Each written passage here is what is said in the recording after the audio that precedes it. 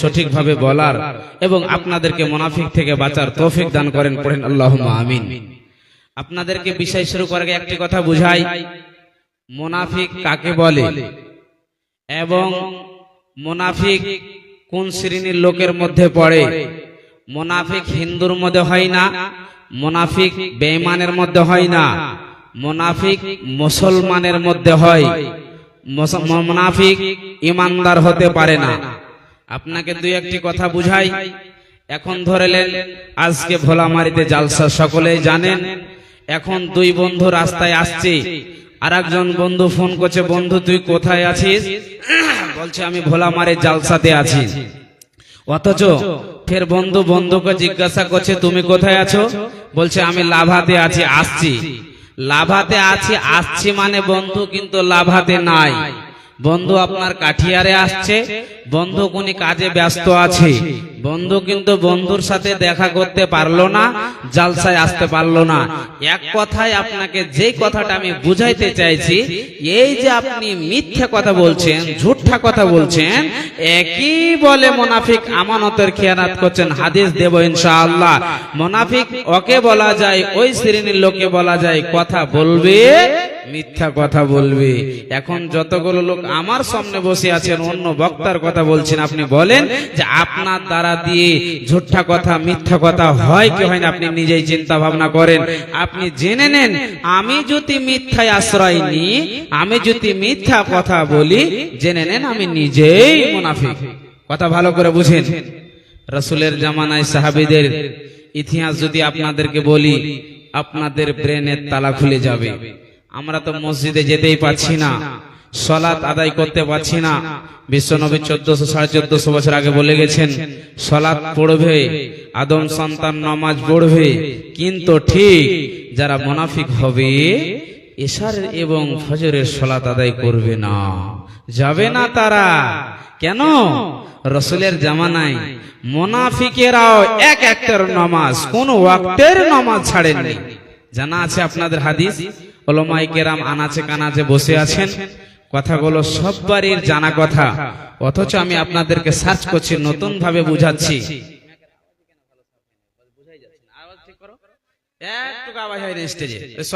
আসরের পর আওয়াজ ভালো ছিল।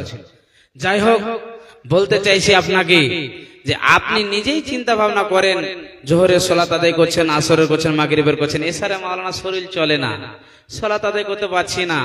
মাগরিবের সালাত আদায় করছেন ঠিক, ফজর উঠতে পারছেন না, আপনি জেনে নেন মুনাফিক। আপনাকে ডাইরেক্ট মুনাফিক বলা যাবে, কোনো সন্দেহ নাই।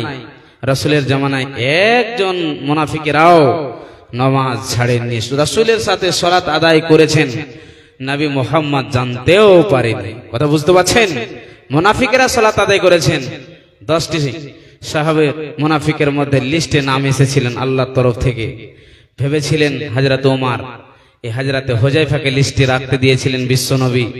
ওমর জানতে চাইছিলেন, হুযায়ফা আমি একটু জানতে চাই যে এই লিস্টের মধ্যে আমি একজন মুনাফিক আছি নাকি, একটু আমাকে জানাবে। হুযায়ফা বলেছিলেন হযরত ওমরকে, রাসূল যখন আমাকে রাখতে দিয়েছে, কার কার নাম আছে বিশ্বনবী নিষেধ করেছেন, কোন কোন সাহাবার কোন কোন লোকের নাম আছে বিশ্বনবী নিষেধ করেছেন। অথচ ওমর আপনাকে আমি বলি, আমি হুযায়ফা আপনাকে বলতে পারবো না। কথা বুঝতে পারছেন? বলার মানে কতটাই তারা ভয় করতেন, কার নামে লিস্টে এসেছে বলা যাবে না, জানাই নাই। অথচ সবাই নিজে নিজে ভাবছে, হাই রে এই লিস্টে বোধহয় আমার নাম আছে, ওই লিস্টে বোধহয় আমার নাম আছে। কথা বুঝতে পারছেন? রাসূলের জামানায় যখন মুনাফিকরা ইমানদার কাছে যখন যেতেন, তখন বলছেন আমি তোমাদের সাথে আছি, আমি তোমাদের পাশে আছি। আর যখন নিজের মুনাফিকে বেঈমান শয়তানের কাছে যখন চলে যেত, তখন বলছে আমি তোমাদের সাথে আছি। কথা বুঝতে পারছেন? একটু আয়াত আপনাদেরকে দিই, আপনারা বুঝতে পারবেন। মূল্য কথাটা আপনাদেরকে বোঝাচ্ছি, শুনেন, আমার কথা নয়। মহান আল্লাহ বলছেন, কোন হাদিস আপনাকে শোনাই না। আল্লাহ তাবারক ওয়া তাআলা সূরা বাকারার মধ্যে স্পষ্ট ভাবে কি বলছেন দেখেন, বুঝিয়ে দিবেন মুনাফিক কাকে বলে। আল্লাহ বলছেন, বিসমিল্লাহির রহমানির রহিম। وإذا لقوا الذين آمنوا قالوا آمنا وإذا خلوا إلى شياطينهم قالوا إنا معكم إنما نحن مستهزئون বন্ধুরা আমার, মহান আল্লাহ বলছেন, হে আমার বান্দা বান্দেরা, তোমরা শুনে নাও, তোমরা জেনে নাও, মুনাফিক কোন শ্রেণীর লোকে বলা যাবে, কোন ব্যক্তিদেরকে বলা যাবে। মুনাফিক কারা হবে রে? মুনাফিক ওই শ্রেণীর বান্দা বান্দিদেরকে বলা যাবে যখন তারা ইমানদারের কাছে যাবে, যখন তারা আল্লাহওয়ালা বান্দার কাছে যাবে, বলবে আমরা ঈমান এনেছি, আমরা ঈমান এনেছি। তাদেরকে মজা করবে, ঠাট্টা করবে। যখন তারা কাফেরের কাছে চলে যাবে, শয়তানের কাছে চলে যাবে, যখন তারা বেঈমানের কাছে চলে যাবে বন্ধুরে, তখন তারা বলবে, তখন তারা দিলের মধ্যে আনবি, আরে শুনে নাও, শুনে নাও, আমি তোমাদের সাথে আছি, আমি তোমাদের সাথে আছি। এদেরকে একবার ঠাট্টা মজা করছে রে, ওদেরকে একবার ঠাট্টা মজা করছে। জানে না মহান আল্লাহ বলছেন, বান্দা শুনে নাও, যারা মুনাফিক হবে রে, যারা একে একবার মজা করবে, ওকে একবার অন্য কথা বলবে, এই ভাইকে অন্য কথা বলবে, লড়াই ঝগড়া করাবে। শুনে নাও বান্দা, শুনে নাও, আমিও আল্লাহ বলছি, শুনে নাও, আমিও ওই বান্দার সাথে আমিও ঠাট্টা মজাক করি এবং তাদের মজাকে আমি আল্লাহ বাড়িয়ে দিই। পৃথিবীর মানুষরে তোমরা শুনে নাও, মহান আল্লাহ বলছেন, বান্দা জেনে নাও, কিছু গুলো এমন মুনাফিক আছে রে, যে যারা নিজের হেদায়াতটাকে গুমরাহির বদলে, হেদায়াতের বদলে গুমরাহিকে কিনে নিয়েছে। অর্থাৎ বন্ধুরে, ইমানদার ছিল, বেঈমান হয়ে গেল। আল্লাহ তাবারাক ওয়া তাআলা বলছেন, বান্দা জেনে নাও, যখন তুমি একের পর এক ভাই অন্য ভাইকে যখন কথা বলবে, দুই ভাই ঝগড়া হয়েছে, এই ভাইকে বাড়াচ্ছে, ওই ভাইকে বাড়াচ্ছে, আরে তুই জানিস রে, তোকে শালা বলেছে, ও তোকে শালা বলেছে, কালকে তোকে মারার জন্য প্লেন বানাচ্ছ, তো ভাইয়ের মধ্যে কোনো দণ্ড নাই, কোনো ঝগড়া নাই। এক ভাই গিয়ে অন্য ভাইকে ঝগড়া লাগিয়ে দেয় বন্ধুরে, একই বলা হয় মুনাফিক। আল্লাহ বলছেন, বান্দা জেনে না, যারা এই মতো কাজ করবে রে, যারা সমাজকে নষ্ট করবে, যারা গ্রামকে নষ্ট করে দেবে, যারা নিজের খানদানকে নষ্ট করে দিবে, এই ব্যক্তি কোনো দিন আমার প্রকৃত বান্দা হতে পারে না, পারে না, পারে না। একবার পড়েন সুবহানাল্লাহ। ভাইজান, আমি আপনাকে কি দিয়ে বুঝাই আমার ব্রেনে কাজ করছে না। আমি যদি হিসাব করি 100-র মধ্যে 98-90টি লোক এরকম মুনাফিক পাওয়া যাবে, 90 পাওয়া যাবে, কোনো সন্দেহ নাই। মিথ্যা কথা এই আল্লাহর বান্দা বলে না। আমি তো দেখতে, আমার নিজের চোখে অনেকজনকে দেখতে পাই, এক জায়গায় আছে এক কথা বলে, ওই অন্য জায়গায় আছে ওকে এক কথা বলে। মানে ভালো বাড়িটাকে মুনাফিক নষ্ট করবে, এক কথা বুঝলেন? যে মুনাফিক ওকে বলে, শুধু খালি এর কথা ওকে, ওর কথা ওকে, এর গুজব ওকে, ওর কথা ওকে, কেমন করে বাড়িটা নষ্ট হবে, কেমন করে ভাই ভাই জুদা হবে, দু ভাই কেমন করে বাড়ি থেকে আলাদা হয়ে যাবে, শুধু এগুলোই করে। আর এগুলো এখন বর্তমানে চলছে, এগুলো ঘটছে। এদিক ওদিক বিষয়কে না বলে আমি একটা মূল্য কথা আপনাদেরকে আরেকটা আয়াতের দিকে চলে যাই, আপনারা বুঝতে পারবেন যে প্রকৃত মুনাফিক কারা, সত্য মুনাফিক কোন শ্রেণীর লোককে বলা যাবে। একটু উদাহরণ দিই, চলে যাব বিশ্ব নবীর ইতিহাসের দিকে। একটু হযরত আয়েশা, আম্মা জান আয়েশা রাদিয়াল্লাহু তাআলা আনহা এবং জনাবে মুহাম্মদ রাসূলুল্লাহ সাল্লাল্লাহু আলাইহি সাল্লামের একটু ইতিহাস আপনাদেরকে তুলে ধরবো, বুঝতে পারবেন আপনারা সত্যি আসলে মুনাফিক কাকে বলে। আর ওটা হচ্ছে এখন আমরা দেখতে পাচ্ছি, আমি নিজের নজরে কতটাকে দেখলাম। একটু উদাহরণ দিয়ে আমি চলে যাচ্ছি, শুনেন। ধরেলেন আপনার বাড়িতে দুইজন বৌমা আছে, দুইজন বউ আছে, বাড়িতে আপনার দুইজন সন্তান নাই। উদাহরণটা ভালো করে বুঝবেন।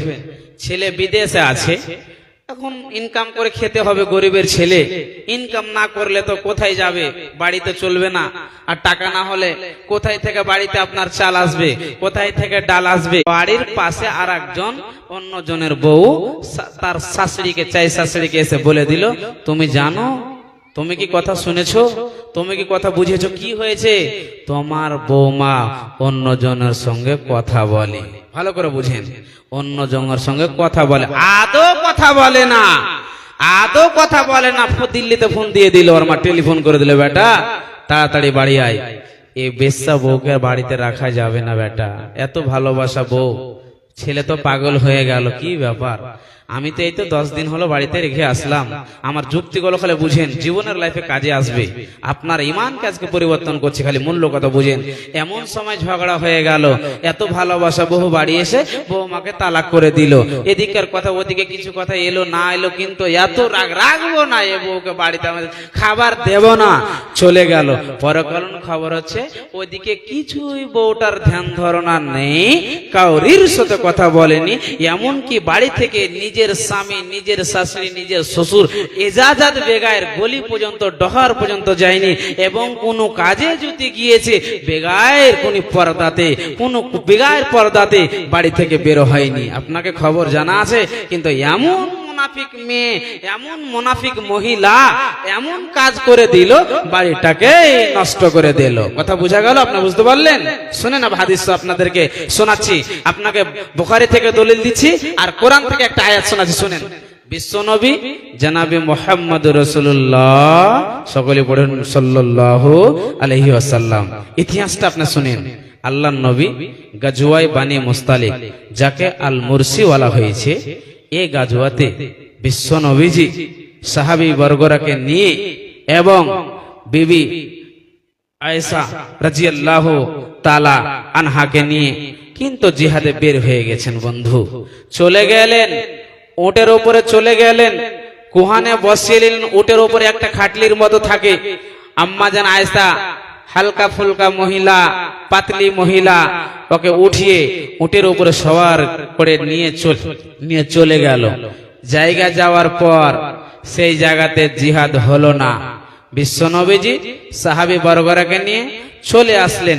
এমন সময় মদিনাতে আমরা একটু আরাম করব, আমি একটু ক্লান্ত অবস্থায়, তোমরা সবাই এই জায়গাতে রেস্ট করে নাও, আরাম করে নাও। সাহাবী বর্গরাকে নিয়ে, আম্মা জান আয়েশাকে নিয়ে বিশ্ব নবীজি সেই জায়গায় কিয়াম করলেন, আরাম করলেন, কিছুক্ষণ রুকলেন। এমন সময় আম্মা জান আয়েশা পেশাব পায়খানা এবং নিজের প্রয়োজনীয় জিনিসের জন্য ওই নিজের জায়গা থেকে, যেই জায়গাতে শুয়েছিলেন সেই জায়গা থেকে একটু দূরে গিয়ে তিনি পেশাব পায়খানা ফারিগ হয়ে আবার ওই জায়গা থেকে চলে আসলেন। আসা দেখছেন আমার গলার হার নাই, আমার গলার হারটা হারিয়ে গিয়েছে। এমন সময় আবার কিন্তু তিনি চলে গেলেন।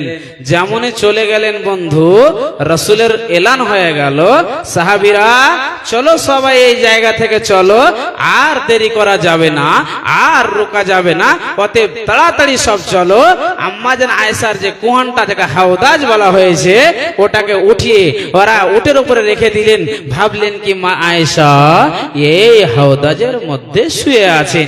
ওরা বুঝতে পারলেন না যে এই হাওদাজের ভিতরে নেই, এই জায়গাতে নেই। হালকা ফুলকি মহিলা তো বুঝতে পারলেন না, উঠিয়ে তারা চলে আসলেন। এমন সময় রাস্তা ধরে চলে আস্তে আস্তে এরা মদিনা চলে আসলেন। এমন সময় আয়েশা ওদিক থেকে এসে দেখছেন আমার স্বামী মুহাম্মদ নেই, আর রাসূলের সাহাবীরাও নেই। তিনি টেনশনে হয়ে তিনি নিজের চোখ দিয়ে পানি ঝরঝর করে ঝরিয়ে ওই জায়গাতে কিন্তু কি হলেন, শুয়ে গেলেন। কিন্তু বিশ্বনবীর এলান ছিল, সাহাবীরা শুনে নাও, এই আজকে জিহাদে গেলাম, আমি জিহাদে গেলাম, একজন সাহাবীকে আমি মালিক বানালাম, লিডার বানালাম। শোনো এই সাফওয়ান বিন মুআত্তাল, শোনো, আমরা যাব আসবো, রাস্তার আগে পিছে যদি কোন জিনিস ছুটে যায়, খবরদার তুমি আমাদের আগে আগে যাবে না, তুমি আমাদের পিছন পিছন আসবে। যখন চলে গেল সাফওয়ান বিন মুআত্তাল